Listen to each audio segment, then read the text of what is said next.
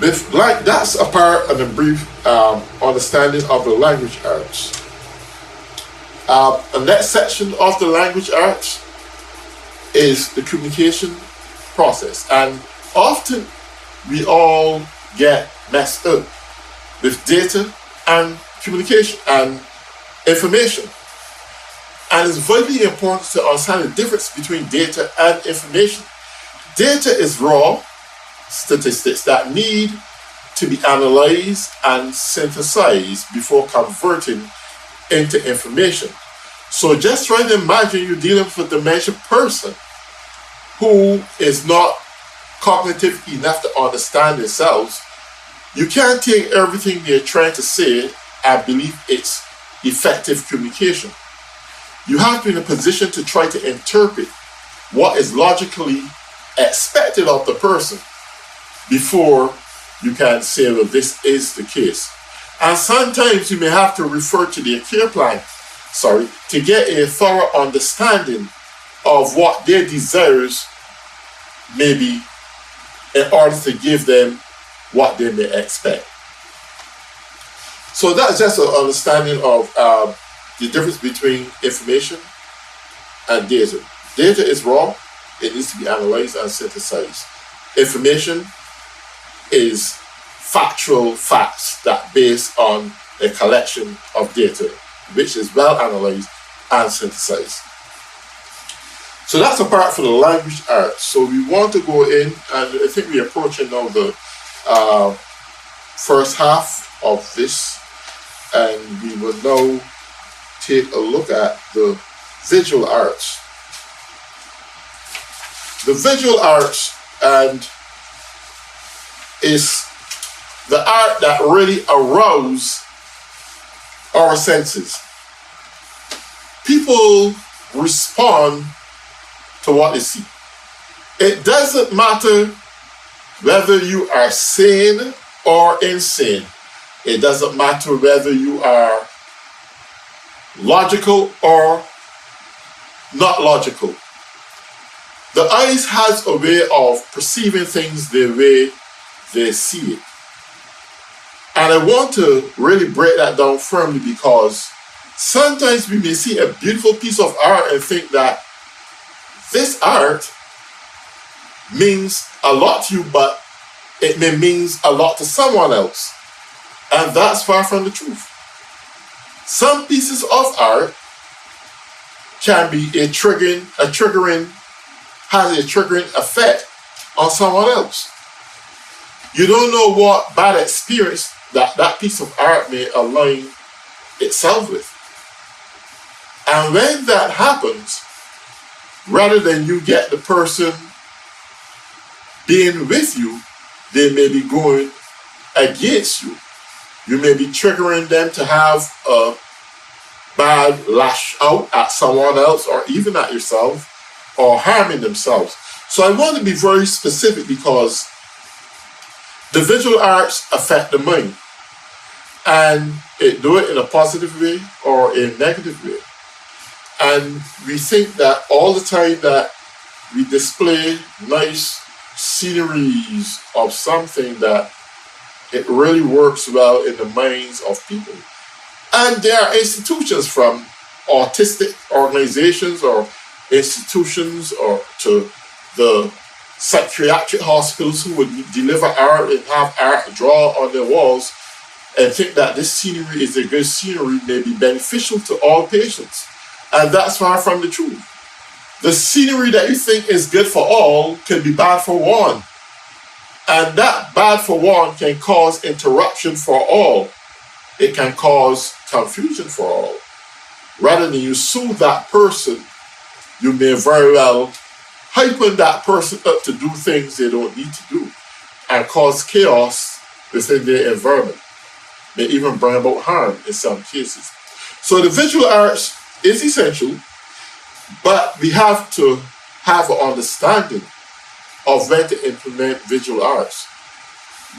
There are arts that are being conducted in classes, that is at the psychiatric hospital, the nursing home, the autistic schools, and we bring this nice piece of art and someone change. Normally, for the natural human being, it's fine to look at a nice piece of art and enjoy it, whether you see it before or not. In the dementia world or the autistic world or the criminally insane world, they see things differently than the normal person do. And it's very well, I mean, this may be the hardest part of it, because unless you're fully aware of a person's care plan and what used to affect them in their childhood days or even their late, early adulthood life, if you don't know, you may do the wrong thing. And sometimes if the person is cognitive or not cognitive enough, it's best to have a second interview with that family member, because you don't want to do something that to realize later on that what you were doing all along is what was making that person far more worse than how they were at first beginning. So we have to be very cautious in terms of following a good care plan, that we don't do the wrong thing even when we think it's right. And I know of cases where some people say they like music, country music, jazz music, oldies. And this is tactical because they love it. But there's some parts of some of the same oldies that people just don't like, because the rhythm and the lyrics of those oldies may be something against what they stand for. And they may have the short-term memory can analyze it, but as I said, the long-term memory fully understand it. And you got a problem evolving right in front of your very eyes, and you can't deal with it because you don't know what causing the problem. In some cases, dealing with humanity is a complicated task. Be you dementia-oriented or autistic or criminally insane, human beings are complicated, but we have to do the best in understanding and structuring the environment as conducive to one psychotic behavior, that we would not enhance it, but furthermore reduce it. We want to look also at the abstract art. And abstract art, and I'm going to speak about that and the literal arts very clearly, because those are two major arts that folks must understand could be very complex and complicated. Abstract art deals with emotions and it deals with energies. And believe it, when your emotions is stirred or stimulated, it can cause hormonal changes. It can cause you to be calm and relaxed, or it can get you abrupt and confused and lash out. Abstract art plays on the mind. It's one of the most difficult pieces of art that should be introduced to anyone, because even the person that is cognitive and living in a world of reality, they themselves don't have a foggiest idea what a piece of abstract art really means. And that could bring about serious complications in the criminal insane. It could bring about problems in the autistic, as well as the dementia. So we have to be careful about abstract arts. But I want to look at this last one, and it's the literal arts. And this more goes on the socializing side, and it can bring about marginalizing, despite the person may be cognitively impaired or whatever the case may be. The literal arts are specifically targeted towards scholars. And what I mean by that, those people of scholarly minds who are professors and doctors and lawyers. The literal arts deal with academics as a whole. And here's the bad part about it. A person was an academic achiever all their life, and now they're in a nursing home or a mental institution. All they want is books to read. They just want to have a scholarly conversation. But there's no one to deliver that caliber of conversation that they're looking for. But in their minds, You think that you should know it all, just like them do, because remember, their minds are no failing them. And someone who has some little bit of cognitive ability may take it offensive. Well, who do you think you are? Do you think you're better than I am? Why are you looking at me that kind of way? You think I'm stupid? And when these things happen, it brings chaos, because human beings always will be human beings. Human nature doesn't change. It doesn't matter how cognitively impaired you get. There's something that is ingrained in your biological and mental and physiological DNA that always brings you to a point to do what you want to do as a human being. And no deficiency of whether it's your cognitive ability or whatever the case may be stops you from doing what you want to do. And then you can have a problem socializing in the social environment where people probably go and get into fights because one person thinks they are better than the next.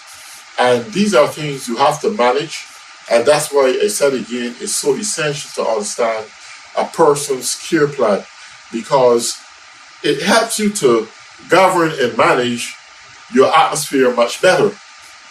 We know it's difficult that you can't, in a nursing home or nursing facility where there are many people to deal with, you can't give a one-to-one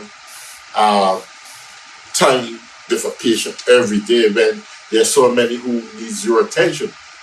It's not realistic. We understand the importance and essentials of grouping people together with similar abilities that they can have a more sociable and reliable environment that they can function in effectively. We understand that. But there's still the one or twos or threes who think they're above everyone. And this is life. This happened in the real world. This happened among we as people who think we made it all or have it all. We think we are better than the next. And that display of behavior are being transmitted to nursing homes. You may get people coming in who are not even in the nursing home for attention, but they're to visit a family member, and they themselves look down on the next person because they think they are better than the next person. That kind of behavioral pattern stimulates the environment for chaos and confusion.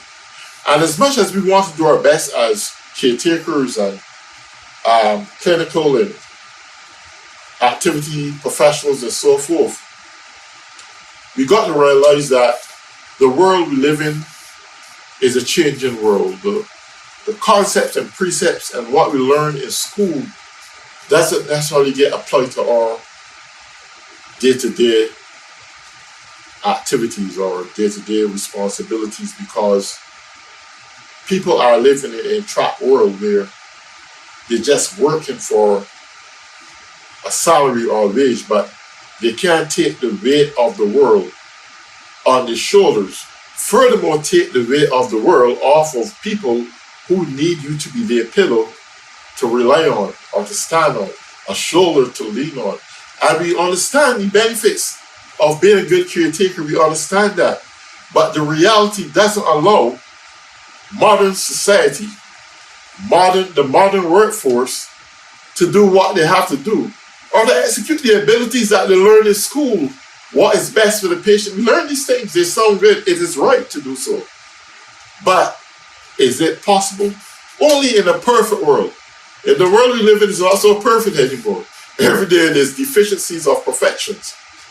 And in all, we have to look out for our fellow man. We have to look out for brothers and sisters in the workplace.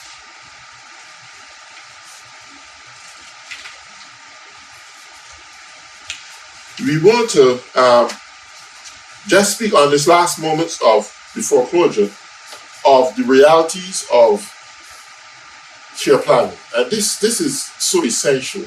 We speak about the arts, the different type of arts, and how it affects people and how they can be applied to assist everyone in their daily responsibility to their residents, to their patients, and so forth. But I want to say this in all good faith, that You as medical professionals, it's more about you, it's more about the patient when you come into that environment. It's not just about you. And you have to understand there's a separation between professionalism and your personal beliefs. And it's easy to say, we know that life is not as pretty as it's supposed to be. But you have to try your best at all times to know that you are there for your patients, your residents. Applying the arts and so forth to assist, enabling your residents to get through their day is a good thing.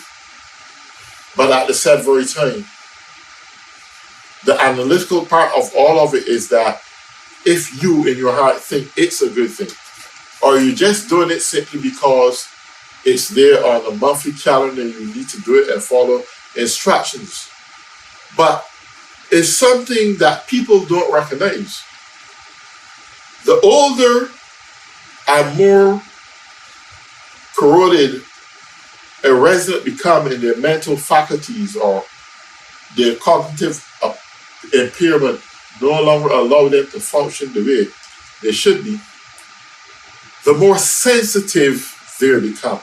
It's like when something else gone, the sensitivity of something else appears.